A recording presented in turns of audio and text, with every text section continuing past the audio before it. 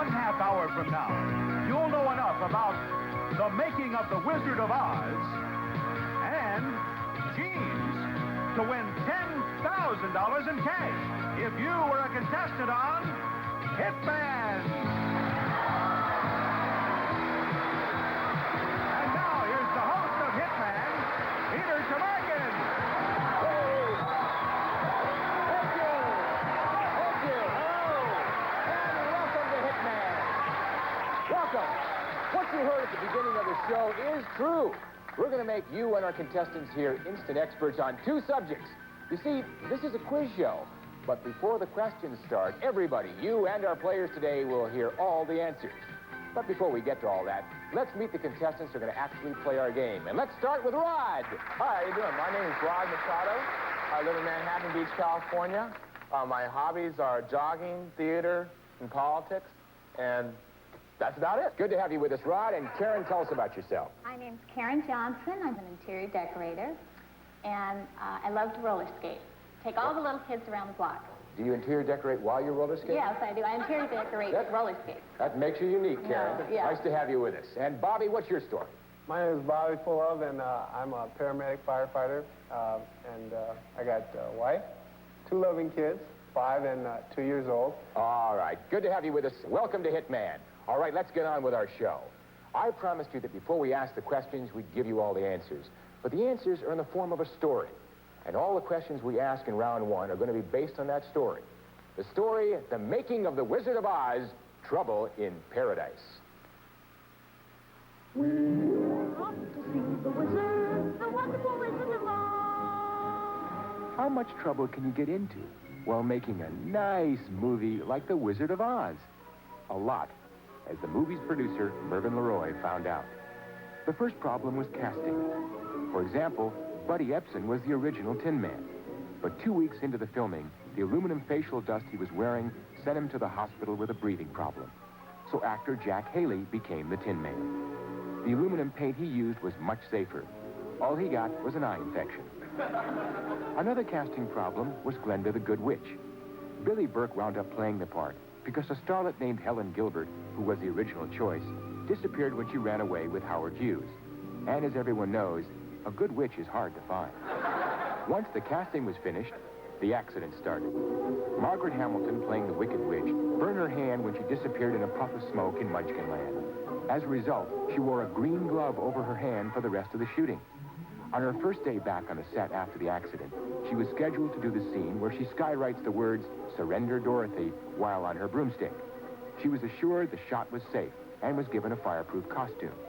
Miss Hamilton, who was no dummy, refused to do the shot, asking the question, "If it's so safe, why do I need a fireproof costume?"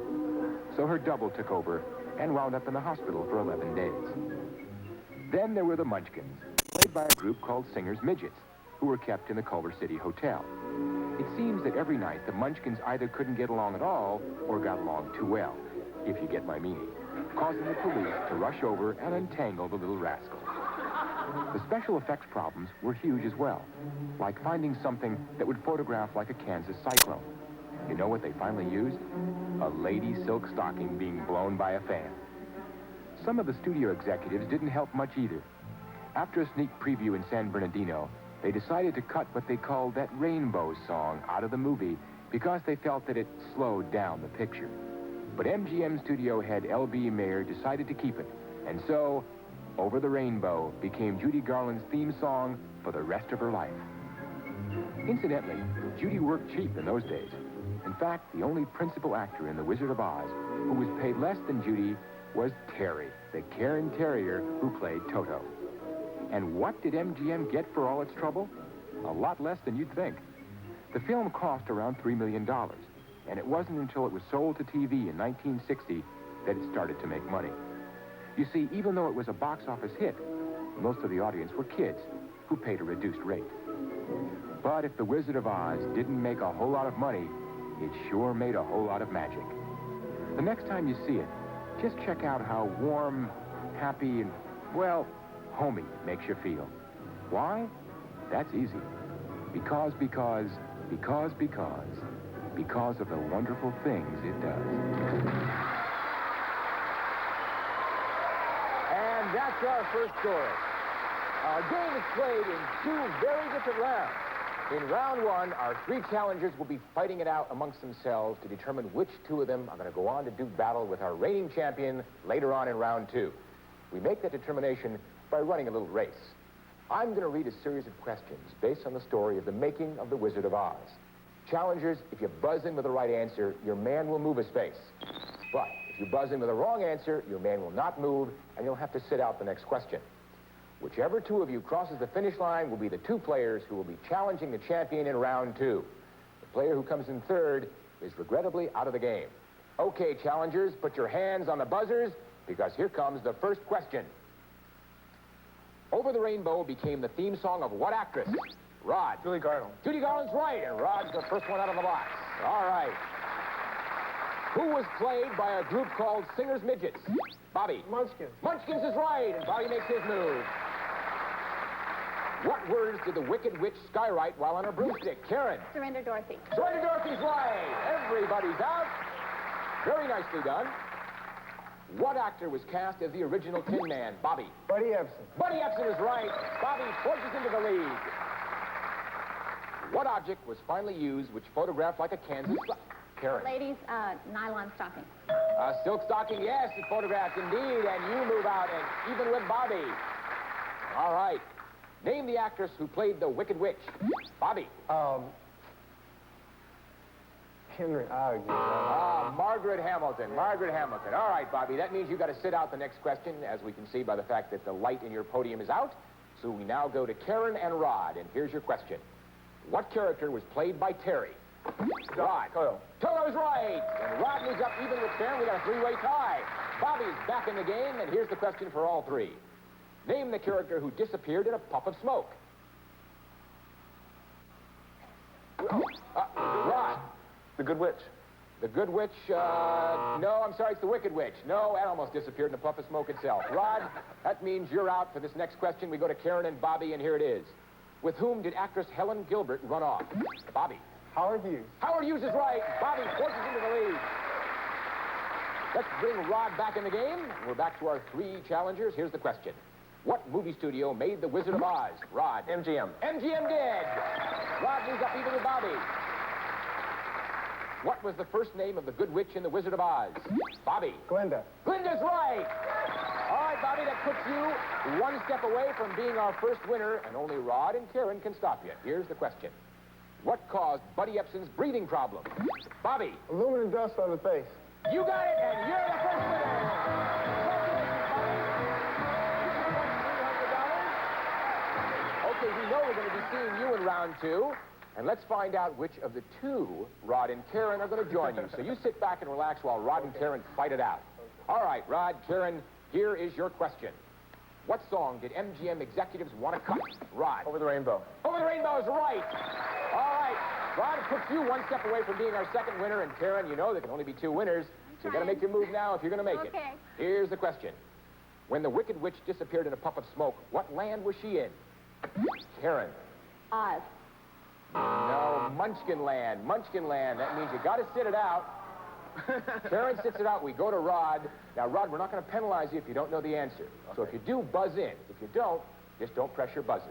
Okay. This question's all for you, Rod, and obviously if you get it right, you are our second winner. Here it is.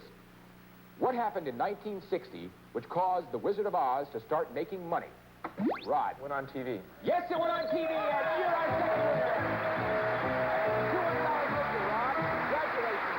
That means that you and Bobby will be battling the champion in round two. Unfortunately, it means we have to say goodbye to Karen. Karen, you played a great game. We've got some lovely prizes for you, and I thank you for being on Hitman. Thank you. All right. In a moment, we'll be right back to see how our two challengers do battle against the champion in round two, right after this.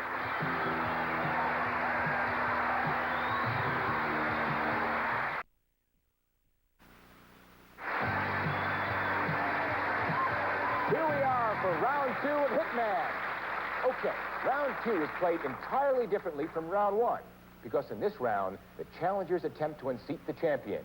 Therefore, let's introduce our champion, Laura Wernette. Hi, Laura, how are you? Great. How you doing? Now, let me explain that since this is our first show, Laura kind of had the cloak of championship thrust upon her because before the show we had a drawing and Laura won, so Laura became the champion. But we need to know something about you, Laura. Tell us about yourself. I'm a student at UCSB. I study theater arts, and I'm from Sacramento, where I have 6 sisters and 2 brothers. It's a large family. Yes. Well, good for you. Nice to have you with us, Laura. Thank you. And now for round 2, we see a brand new story, and that is Jeans from Buckaroos to Brooke Shields. What does this man have to do with Brooke Shields? Well, if it weren't for this man, Brooke wouldn't be as rich as she is today. You see, this is the man who invented jeans, Levi Strauss. In 1853, Strauss, a German immigrant, arrived in San Francisco loaded with dry goods he planned to sell to the miners of the gold rush. Strauss discovered there was a need for a durable pair of work pants for miners, so he began making pants out of canvas cloth. But he soon switched from canvas to another fabric, a tough cotton weave called denim. From the beginning, most miners called them Levi's, but the reason why these trousers were also called jeans was because people confused the denim with another fabric being made in Genoa, Italy. Jeans comes from the word Genoa. The use of copper rivets to reinforce pockets began in Levi jeans, but back pocket rivets were later removed as they scratched furniture and saddles. A crotch rivet was also removed after a Levi's executive crouched too long before a campfire and discovered that copper conducts heat. Live and learn. As the years went by, other people got into the jean business, but the basic design stayed the same until after World War II, when the button fly was replaced to a large extent by the zipper. This was because Easterners didn't like fiddling with the front buttons. By the 1950s, Hollywood put on blue jeans. James Dean in the film Rebel Without a Cause and Marlon Brando in The Wild One donned blue jeans and made them a symbol of young revolt. Despite their anti-establishment image, their popularity increased. Even young Republicans loved blue jeans. The 1970s saw the beginning of the designer jean, which were mostly recognizable by the labels on the back pocket. It was a good place to put labels, since that's where everyone was looking anyway. With the coming of the designer jean came a new wrinkle, the invisible designer. Take Sergio Valenti, for example, a gorgeous Italian designer who races around the Riviera in a sports car. Right? Forget it. There is no such person. Sergio Valenti is just a made-up company name. You won't find a Mr. Jordache either. The name Jordache is actually a combination of the first names of the 3 Israeli brothers who founded the company. Everybody's got a designer jean. Even Goodwill Industries is selling used jeans with the Morgie label on the back, named after a Methodist minister named Morgan. If you're buying a pair of designer jeans, be careful. Counterfeit jeans may take up to 10% of the designer market. What's the tip-off to counterfeit jeans? Usually, it's the improperly sized label on the back. One thing's for sure, jeans are an American institution. If you don't believe it, listen to this. On the average, last year, every man, woman, and child in America bought 3 pairs of jeans. If he were alive today, Levi Strauss would be sitting really pretty, as long as it wasn't next to a campfire. And that's the end of our story. This is the board upon which we're going to play round 2. And Bobby, you came in first in round 1, so you get 4 hit men. And Rod, you came in second, so you get 3 hit men. And that's a total of 7. So to keep things even, Laura, the champ always begins with 7 hit men, and here they are. Now, in this round, the champion is going to fight each challenger one at a time. Players, a right answer knocks out an opponent's man. A wrong answer knocks out one of your own men. But when a challenger loses a man, he must stop playing while the champion then takes on the other challenger. The champion is trying to wipe out all the challenger's men, while each challenger is trying to wipe out the champion's last man. The winner of the game will go on to try for our triple crown worth $10,000 in cash. Okay, Bobby, because you were our first place winner, in round 1, you get to decide who fights the champion first, you or Rod. Who's it going to be? It'll be me. You're going right for it? Yes, sir. All right. That means that Laura and Bobby are going for it, and here's your question. Name the man who invented jeans. Bobby. Levi Strauss. That's right. The champ's hit and loses a man. What charitable organization has a designer gene? Bobby. Goodwill Industries. Goodwill is right. The champ's hit and loses another man. Champ's in for a battle. All right. What were Strauss's jeans called from the beginning? Laura. Jeans. I mean, No, it's Levi's. Levi's. That means the champ's hit and loses another man. Okay, we're still with Laura and Bobby. What was first used to reinforce the pockets in Levi jeans? Bobby. Copper rivets. Copper rivets is right. Champ's hit and loses another man. Down to 3 men, Champ. In what film did James Dean wear jeans? Bobby. Rebel Without a Cause. Rebel Without a Cause is right. Laura's hit and loses another man. This is a real battle, Laura. You got to come up now. Here we go with your next question. Jeans are named for what Italian city? Bobby. Genoa, Italy. Genoa is right, and Laura's hit and loses it in. Laura, you are down to your last hit man. Needless to say, if Bobby answers this question correctly, he's the new champion. So here is your question, Laura and Bobby. Why was the crotch rivet eliminated on Laura? because he leaned over to the fire and it condensed heat.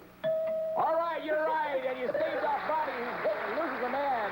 And now you're back over. Rod, you didn't think you were going to even get to play. I was wondering. Well, it's your chance now, and Rod, now you're in the driver's seat, because if you answer this question correctly, Laura is not the champion anymore. You become the champion. So you get a real opportunity. Rod, Laura, here is your question. Levi Strauss first planned to sell dry goods in what city? Laura. San Francisco. San Francisco's right, and Rod's hitting loses a man. And we go back over to Bobby. Laura, you're really fending him off. And you're back over to Bobby. Now, Bobby, you're in the driver's seat. Again, if you answered correctly, you're the champion. Here's the question. What is the name of the designer jeans sold by Goodwill? Bobby. Morgies! Morgies is right! Congratulations, Bobby. What a kick. Rod, you played well. You didn't get much of a chance, but you played well. You won $200 in round one. I thank you for playing Hitman. And Laura, you had to fight both of them. Yes. But you did well, and I thank you for playing Hitman. And now we're going over to Bobby, who's our champion. You're going to have an opportunity, Bobby, to go for our Triple Crown for $10,000 in cash. And we'll see how he does right after this.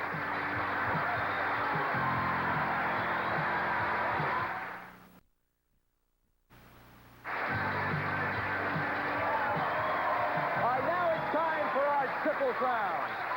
Bobby, the game is going to last 60 seconds. On that board over there, you see 8 columns. In each column is a number of circles. Column number 5 has 3 circles. You call out a column, and I'll read you a question based on either of the 2 stories you've heard today.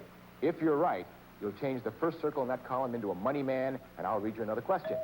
And I'll keep on reading you questions until you've changed every circle in that column into a money man, or until you make a mistake. Now, if you make a mistake or pass on a question, you've got to call out another column. You fill up 1 column with money men, you win $1,000. You fill up 2 columns with money men, you win $2,000. And you fill up 3 columns with money men, you win $10,000 in cash. But you're not going to see how many circles are in each column, because we're going to turn your back to the board while we set the board's pattern. All right, set the board.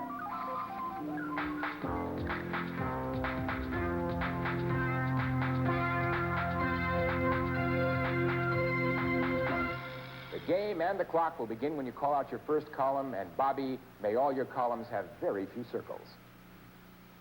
Call out your column. 1. 1. What problem did the aluminum paint cause Jack Haley? Just not irritation. Right. Where are the labels on designer jeans? On the back pocket. Right. Who paid a reduced rate to see The Wizard of Oz? Children. Right. There's your first column. Call out another. 2. What brand name jean is a combination of 3 first names? Jordache. Right. The Wizard of Oz cost how much to make? Pass. Another column. Column number 3. What color glove did Margaret Hamilton have to wear? Green is right. There's your next column. Column another. 6. The zipper fly replaced buttons to a large extent after what war? World War II. Right. In what decade did Hollywood put on blue jeans? 50s. Right. Name the man who produced The Wizard of Oz. Melvin Leroy. Right. To whom did Levi Strauss plan to sell dry goods? Minus. Right.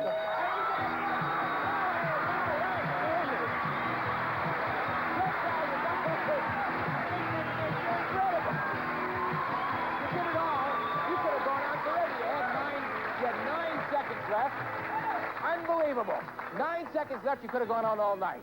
Terrific $10,000. We'll be right back.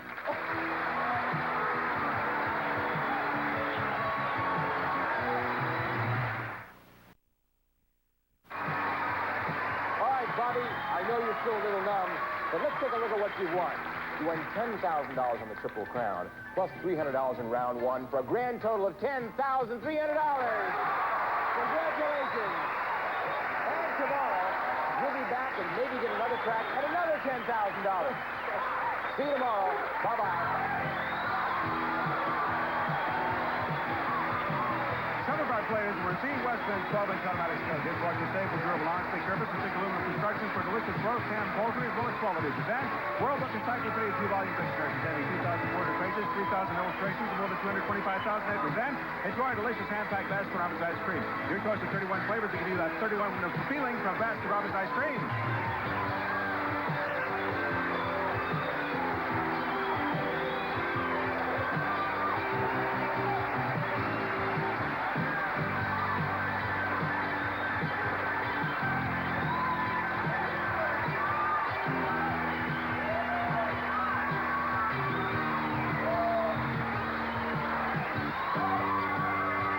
Due to technical difficulties, a portion of the program not affecting the outcome of competition was edited.